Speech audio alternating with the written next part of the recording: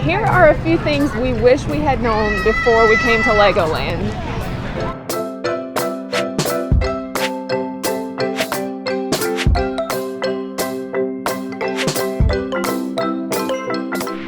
And if you're just now joining us on Aiken Adventures, then we are taking you to do all the best things and all the best places all around Florida. If you like that kind of content, then you're going to want to like, subscribe, and hit the bell notification icon as you follow us for all of our adventures around Florida. These are the things that we got right and also some of the things that we got wrong. Now, as you know, the Florida theme parks can be pretty expensive, but Undercover Tourists is a great company that we work with in order to provide discounted theme park tickets. A link in the description below will guide you to their website, and you'll be able to find theme park tickets for Legoland, for Disney World, and Universal Studios, and all the other theme parks in Central Florida.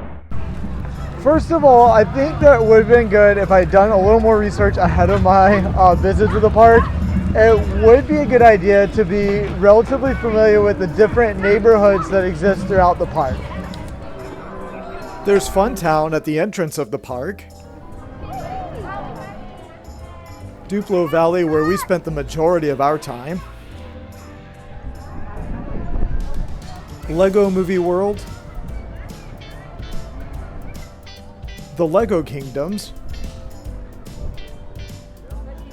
the Land of Adventure, the Lego Ninjago World, Pirates Cove, the home of Captain Brickbeard's water sports stunt show,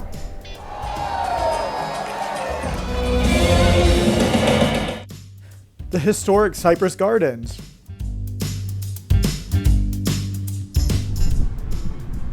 the Legoland Water Park. And actually, if you can believe it, there are a few more. But the point is that the park was so much larger than we expected. So you're going to want to go online and take a look at the things that are located in the Legoland Park to fully familiarize yourself with each area. Now, the park opened today at 10 a.m. and it closed at 6 p.m., which is only 8 hours in the park. That's really not that long of a time. So in light of that, you're going to want to use your time pretty effectively. I recommend that you measure the height of each of your children prior to arrival, and then plan which rides that you are going to be able to ride based upon your child's height. Really wish we would have done this personally, because since our daughter's only 2 years old, we were very limited on what she could ride, and so we wish we would have written down, or looked through the app and saw which rides she could ride. That way we didn't waste so much time going to these different rides that she couldn't even get on to begin with. Yay, we found one she can ride. She can ride this one. Another thing that we came to realize very early on is that all of the crowds pouring into the park on the busiest days tend to ride the rides at the very front end of the park. Yes. So once you've planned what it is that you want to do, I would recommend walking toward the back of the park and then working your way forward. I wish that we had done this. I think it would have saved us a lot of time standing in lines. Yeah, hours. The lines for the rides closer to the front of the park were much shorter toward the end of the day. So I think we would have benefited from starting toward the back and working our way forward. Just be aware with this that you're going to probably have to put up a fight with your child, because the carousel is the very first thing that they see when they walk into the park. But that was the line that we probably stood in the longest, because it was in the front of the park, so that's where everybody wants to go first. Another thing that we were not prepared for is how long it took for us to stand in line for lunch, or even to find a place to have lunch to begin with. So there's a sign on the door that says this location is closed for the day. I don't know what that means, but it's not good. The taco place is closed. Surprise, surprise. I'm guessing it maybe would have closed for the day, but who knows if it was even open earlier. All right, the sandwich food truck is also closed. Oh man, Legoland, get it together. Okay, so we finally found a place. It's the burger place. And after we walked by the Ninja Kitchen place, and it was still closed as well. But now we've got to walk all the way down to the end of this huge long line in order to get to the burger place, because apparently we're not the only ones who realize that this is the only place that's open on this part of the park. Yeah, not good.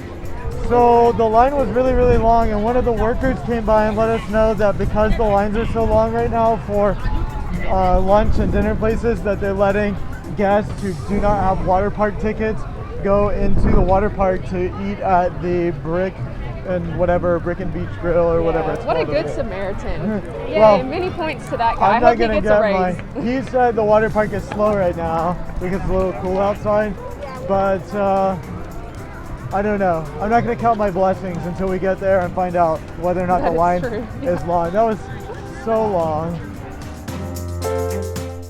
Yes, they let us into the restaurant, We and found there's food. no line for the water park restaurants. Yes. Thanks to that guy, whoever you are.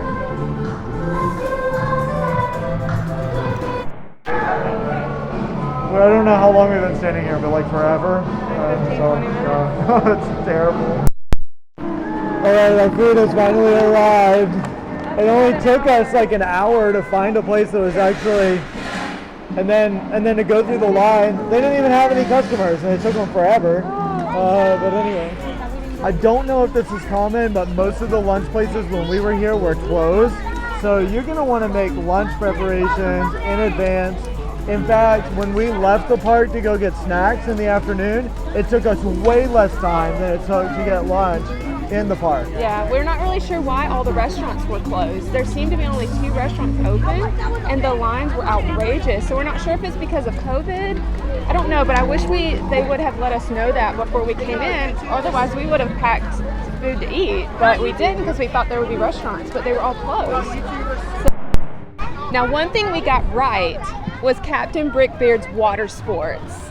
Yeah, you're gonna want to look up online what the show schedule is for the day that you visit and plan some of your day around going to some of the shows.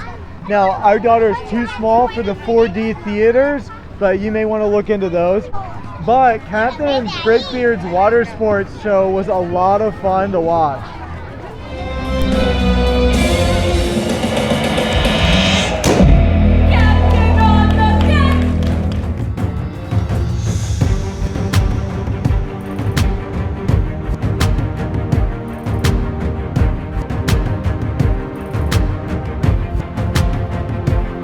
Another really great choice that we made was that around nap time, so about middle of the afternoon, right after lunch, it was great to push Vivian around in her stroller in the middle of Cypress Gardens, which is on the back side of the park. It was so relaxing and quiet back And there. beautiful, so pretty.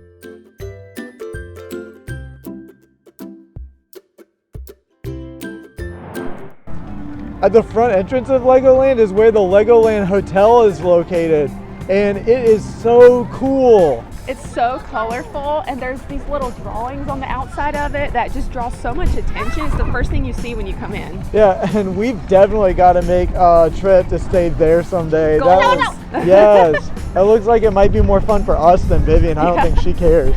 Inside the Legoland Hotel is a family-style buffet restaurant, and we're gonna check to make sure it's not too crowded. Yeah. But that's where we hope we can have dinner this evening.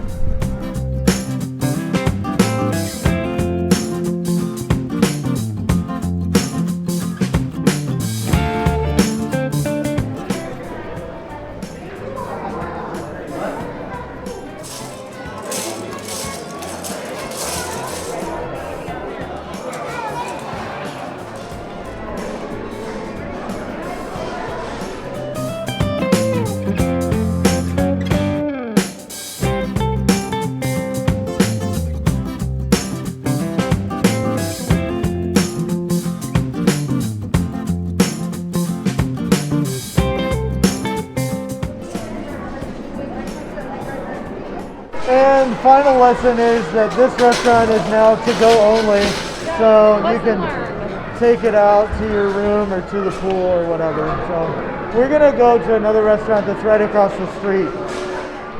So to be honest, I wish I had a video to watch before we came to Legoland, because I didn't know what Legoland was. I didn't know if it was a place you went and just looked at a bunch of different Legos. I didn't know it had rides. So we hope this video helps somebody like me that needed some guidance and perspective.